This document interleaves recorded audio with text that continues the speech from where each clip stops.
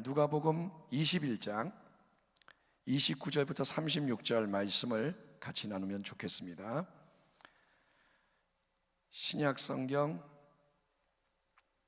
133페이지 누가복음 21장 29절부터 36절 말씀을 같이 교독하겠습니다.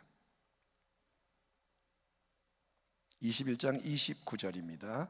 이에 비유로 이르시되 무화과 나무와 모든 나무를 보라. 30절 싹이 나면 너희가 보고 여름이 가까운 줄을 자연히 아나니 이와 같이 너희가 이런 일이 일어나는 것을 보거든 하나님의 나라가 가까이 온 줄을 알라. 내가 진실로 너희에게 말하노니 이 세대가 지나가기 전에 모든 일이 다 이루어지리라. 천지는 없어지겠으나 내 말은 없어지지 아니하리라. 34절 너희는 스스로 조심하라. 그렇지 않으면 방탕함과 술 취함과 생활의 염려로 마음이 둔하여지고 뜻밖의 그날이 덫과 같이 너희에게 임하리라. 이 날은 온 지구상에 거하는 모든 사람에게 임하리라. 이러므로 너희는 장차 올 이 모든 일을 능히 피하고 인재 앞에 서도록 항상 기도하며 깨어 있으라 하시니라. 오늘 말씀의 제목은 항상 기도하며 깨어 있으라. 따라합니다. 항상 기도하며 깨어 있으라. 아멘. 사랑하는 성도 여러분, 코로나19 바이러스 확진자가 전 세계적으로 24만 5천 명이 넘었고요, 우리나라에서도 8,650명이 넘는 분이 확진된 걸로 통계가 나와 있는 이 현 상황에서 우리는 인간이 참 부족하다, 연약하다, 이 사실을 새삼 깨닫게 됩니다.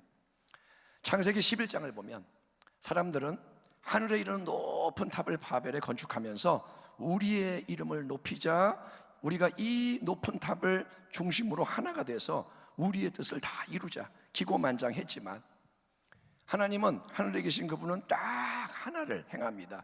그 언어, 인간의 언어를 혼잡하게 하시자 모든 게 허사가 돼버리고 인류가 뿔뿔이 흩어지는 사건이 기록되어 있습니다. 성경을 통해 우리가 배우는 가장 큰 진리는 하나님은 홀로 하나님이시라는 거예요. 아멘. 하나님만이 하나님이신 거예요. 하나님만이 절대자입니다. 그리고 모든 인생은, 또 모든 피조물은 하나님을 마음과 뜻과 정성과 힘과 목숨을 다해 사랑해야 한다는 겁니다. 하나님은 한 분이시오. 그분이 절대자요, 그분이 창조주요, 그분이 섭리자요. 인생은 뭐냐? 하나님을 사랑하는 게 그 사명인 겁니다. 하지만 타락한 아담 하와의 후손으로 죄악 세상 속에 태어나는 우리 인생은 하나님을 알지 못하고 하나님을 대적하는 비참한 그런 신세가 되고 말았고, 그런 우리를 구원하시고 영생으로 인도하기 위해서 하나님의 독생자 예수님이 이 땅에 오신 것을 믿으시기를 축원합니다. 우리는 망해야 되는데 하나님은 살리려고 아들을 보내셨습니다. 예수님이 2000년 전에 하늘 영광 보좌를 버리고 우리와 같은 인간의 모습으로, 그러나 죄가 없으신 거룩한 분으로 이 땅에 오시고 하나님 아버지의 거룩한 뜻을 다 이루셨습니다. 그런데 이제 우리에게 정말 중요한 이 진리는 예수님이 지금 부활 승천하셔서 하늘 영광 보좌에 앉아 계시고 성령을 통해 우리 가운데 역사하시고 계시지만 마지막 날에 주님이 이 땅에 영광의 심판주요 위엄에 찬 구원주로 다시 오실 것이고, 그 날이 이제 매우 임박해 있다, 가까이 우리 앞에 다가와 있다는 겁니다. 오늘 본문 29절 이하에서 예수님이 이렇게 말씀하고 계십니다. 이에 비유로 이르시되 무화과 나무와 모든 나무를 보라.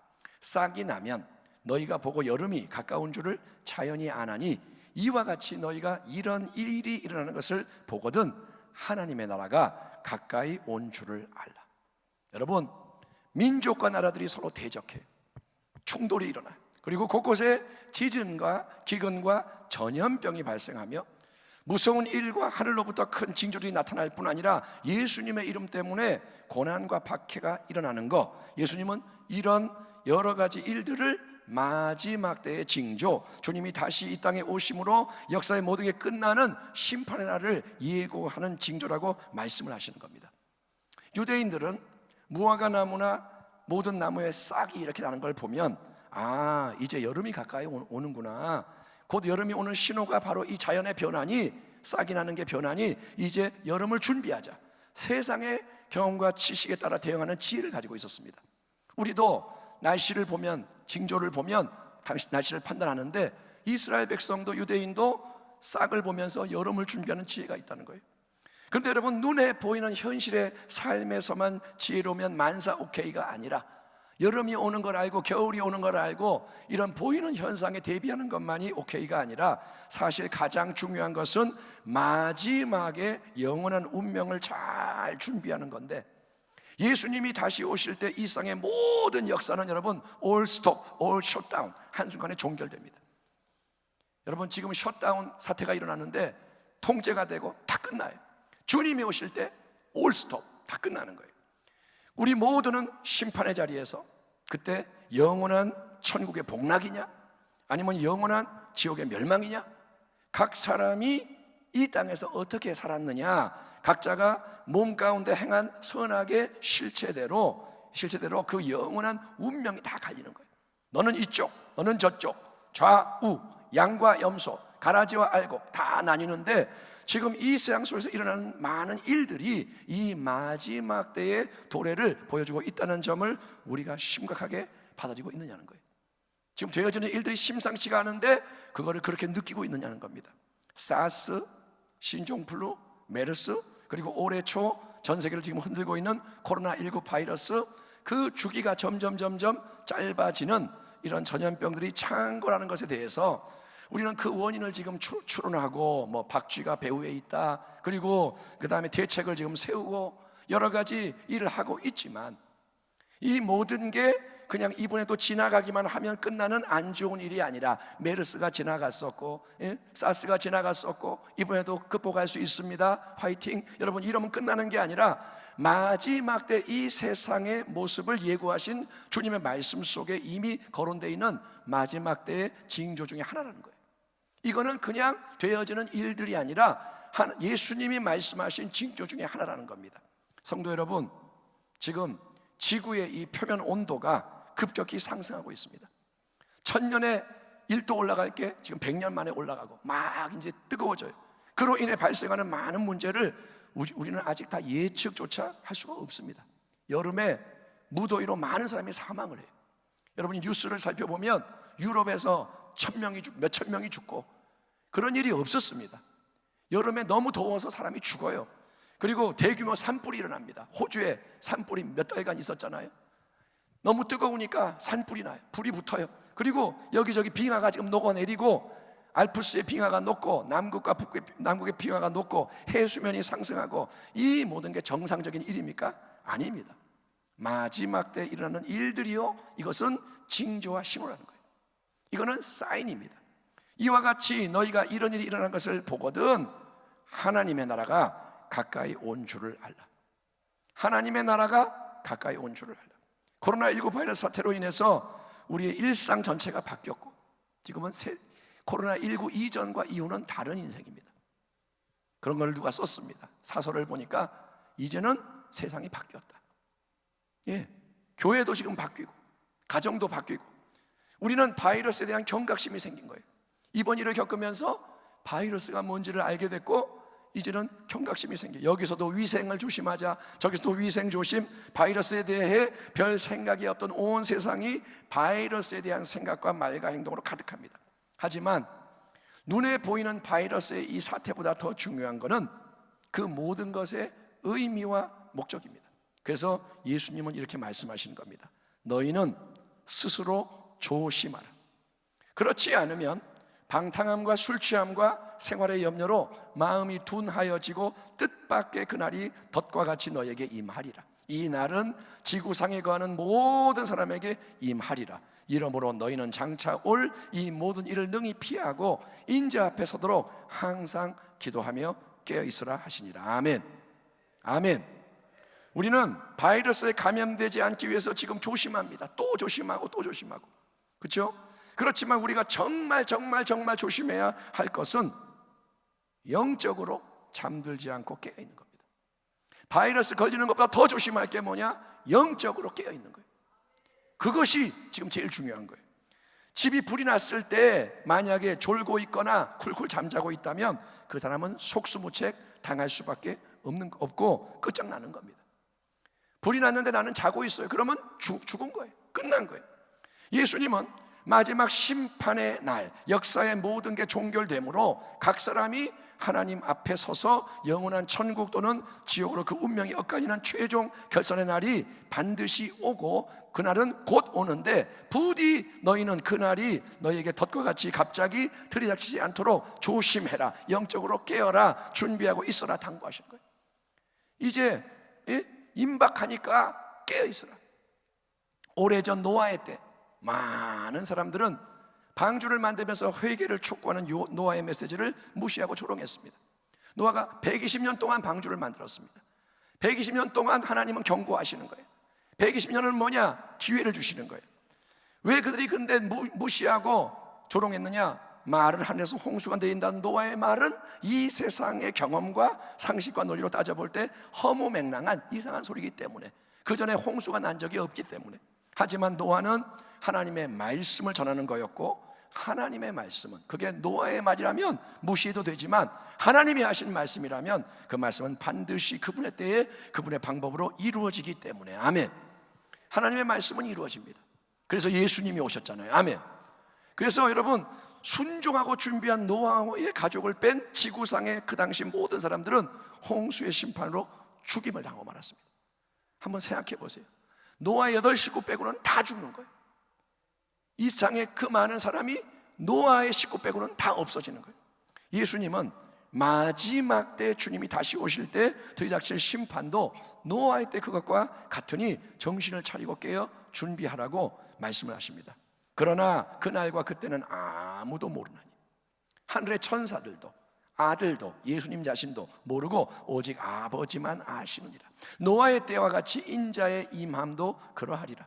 홍수전에 노아가 방주에 들어가던 날까지 사람들이 먹고 마시고 장가들고 시집가고 있으면서 홍수가 나서 그들을 다 멸하기까지 깨닫지 못하였으니 인자의 임함도 이와 같으리라. 그때에 두 사람이 밭에 있음에 한 사람은 데려가고 한 사람은 버려둠을 당할 것이요, 두 여자가 맷돌질을 하고 있음에 한 사람은 데려가고 한 사람은 버려둠을 당할 것이니라. 그러므로 깨어 있으라. 어느 날에 너희 주가 임할는지 너희가 알지 못함이라. 영적으로 잠들어 있다는 것은 오늘 누가복음 말씀 본문을 보면 마음이 둔하여져 있는 겁니다. 영적으로 잠드는 게 뭐냐? 마음이 둔해지는 거예요. 무엇이 우리의 마음을 둔하게 무감각하게 만들까요? 예수님은 첫째, 방탕함과 술취함, 즉 세상의 쾌락과 향락이 우리의 마음을 둔하게 만든다고 경고하십니다. 육신의 정욕, 안목의 정욕, 이생의 자랑, 세상 것이 재미있고 멋지고 매력적이고, 그래서 세상에 취해서 편하고 안일한 게 좋고 짜릿하고 흥분되는 걸 즐기고, 그러면 육적인 것은 깨어나서 발달하지만 여러분, 영적으로 마음이 둔하게 되고 마비되는 거예요. 육은 살지만 영은 죽어요. 또 두 번째, 주님이 경계하시는 것은 생활의 수많은 염려입니다. 헬라어로 염려라는 단어의 뜻은 마음이 나뉘고 쪼개지는 거예요. 생명의 근원인 마음이 온전해야, 하나가 돼야 살 수가 있는데, 마음이, 이 중심이 이 걱정 저 걱정 여러 가지로 이제 갈라질수록 하나님은 점점 더 안 보이고 영적으로 둔해지는 겁니다. 세상에 취하고 염려하면 영적으로 둔해져요. 그러면 어느 날 영광의 주 예수님이 도둑같이 이 땅에 갑자기 다시 오실 때, 도둑같이 확 오실 때, 마치 짐승이 덫에 탁 걸려 붙잡히는 것처럼 세상의 쾌락과 생활의 염려로 마음이 둔해져 있는 잠든 자들은 준비되지 못한 채 그대로 영원한 지옥의 멸망에 떨어질 수밖에 없는 거예요. 그날이 옵니다. 그때 잠자고 있으면 그냥 멸망하는 거예요. 그러므로 지금 되어지는 모든 일을 유심히 살피는 가운데 마지막 때의 징조를 분별하고 영적으로 깨어있는 지혜로운 주의 백성이 되시기를 주의 이름으로 축원합니다. 특별히 우리 순복음부평교회 성도님들은 한 사람도 예외 없이 이번 코로나19 사태를 통해서 영적인 잠에서 깨어나고 미지근한 신앙을 탈피하도록 간곡히 당부드립니다. 아멘. 지금 이때는 뭐냐? 정신을 차릴 때, 이때는 변화될 때, 이거를 그냥 보내면 안 돼.